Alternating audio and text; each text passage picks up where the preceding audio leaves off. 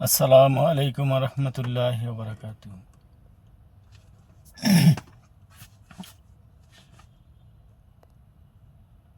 প্রধানমন্ত্রী তারেক রহমানের সফর নিয়ে যাদের জ্বলে, বুঝতে হবে তাদের বিষটা হইল ওই পারের। প্রধানমন্ত্রী তারেক রহমান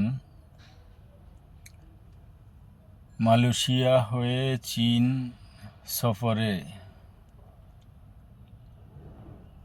উন্নয়ন হয়েছে বাংলাদেশের, উপকার হয়েছে বাংলাদেশের, ক্ষতি হয়েছে ইন্ডিয়ার। তাই ইন্ডিয়ার পাবলিকদের শুধু জ্বলে, শুধু ইন্ডিয়ার পাবলিকদের জ্বলে না, আমাদের এই দেশে কিছু ইন্ডিয়ান বীজ আছে, বীজদেরও জ্বলে। এত জ্বলা জ্বলে, এত পুরা পুরে, পুরা আঙ্গার হয়ে গেল। প্রধানমন্ত্রী তারেক রহমান এমন দুইজন ব্যক্তিত্বের সন্তান, আসলে তারা কারো কাছে মাথা বিক্রি করে না, তারা কারো কাছে মাথা বিক্রি হয় নাই। জিয়া রহমান স্বাধীনতার আপোষ পাকিস্তানিদের সাথে করে নাই বিদায় আজ বাংলাদেশ। আর খালেদা জিয়া ইন্ডিয়ার সাথে কোনোদিনও আপোষ করে নাই। এই আপোষ না করার কারণে আজ এই রূপ বাংলাদেশ দেখতে পারতেছেন। প্রথমে প্রধানমন্ত্রী তারেক রহমান দেশে আসার পর গুজব ছড়াইছিল, যে আসলে গুজব না, কিছুটা হয়তো বা বাস্তবও আছে। সাধারণ মানুষ মনে করছিল যে খালেদা জিয়ার সন্তান, জিয়া রহমানের সন্তান বিক্রি হয়ে গেছে। আসলে এই বংশটা তো বিক্রি হওয়ার বংশ না। আসলে এই বংশটাকে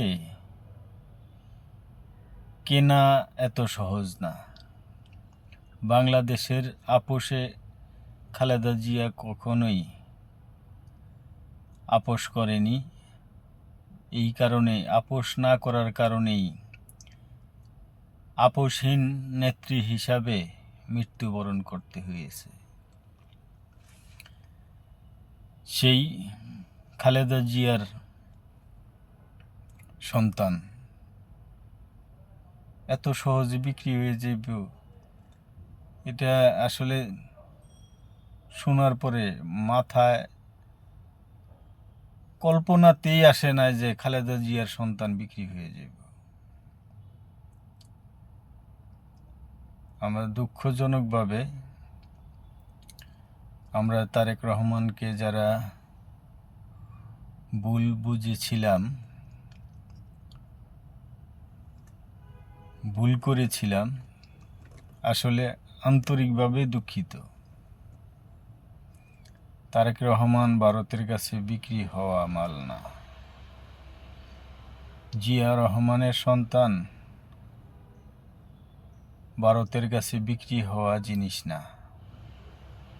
এই কারণে আজ বিরোধী দলীয় নেতা, সারা দেশের মানুষ তারেক রহমানের এই চীন সফর থেকে আসার পর সকলেই তাকে ধন্যবাদ দিতেছে। সকলের ভিতরেই একটা আস্থা তৈরি হয়েছে যে না, খালেদা জিয়ার সন্তান বিক্রি হয় না, আর কেউ তাকে কেনাও সম্ভব না।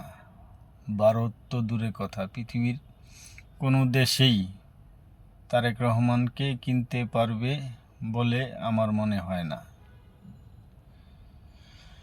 আসলে ব্যক্তিত্বর একটা দাম আছে। যে ব্যক্তিদের সন্তান 17 বছর আওয়ামী লীগ জিয়া রহমানের সততার সাফাই গায়ে গেছে, যে জিয়া রহমান ভাঙ্গা ট্রাং সুটকেস রেখে গেছে, এর চেয়ে আর বড় প্রশংসা কি হইতে পারে? তার মানে তারাই ছাপাই গেয়ে গেছে যে তারা সৎ ছিল।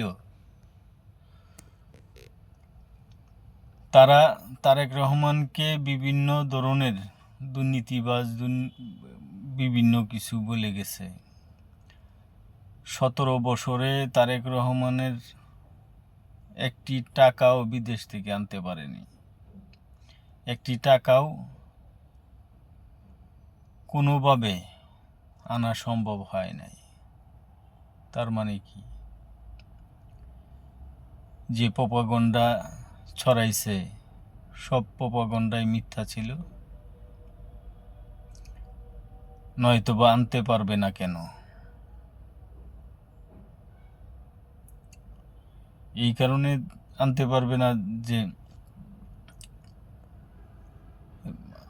একটা ইস্যু তো থাকা লাগবে। তাকে বিভিন্ন ধরনের মামলা হামলা, বিভিন্ন ধরনের নির্যাতন নিপীড়নের মাধ্যমে তাকে বিদেশে আটকাইয়া রাখা হয়েছে।